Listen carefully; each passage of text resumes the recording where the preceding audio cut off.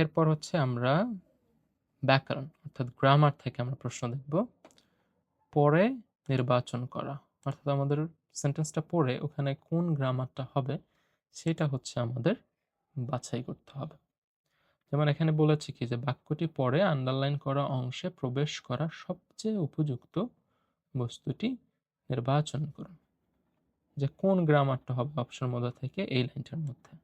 ওকে, তো গোহান dash তাবেমাস option আছে কি গা আছে, ও আছে আর নো আছে। কোন পার্টিকেলটা হবে? গোহান তাবেমাস, গোহান মানে কি ভাত, আর তাবেমাস মানে কি খাওয়া।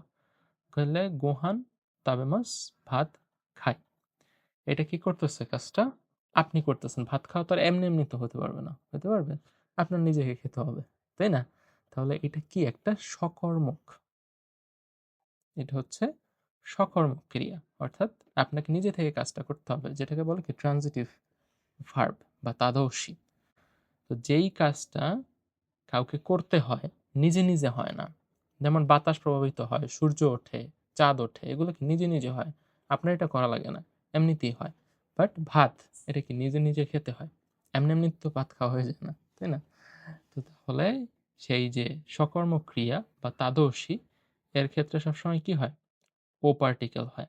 আর যেই কাজগুলো নিজেকে করতে হয় না, এমনি এমনিতেই হয়ে যায়, অকর্মক ক্রিয়া বা জিদর্ষী, সেগুলো কিন্তু হতো গা পার্টিকেল। তো এখানে হবে কোনটা? ও পার্টিকেল হবে হচ্ছে অ্যান্সার। হয়েছে কিন্তু আমাদের। এরপরে কি আছে?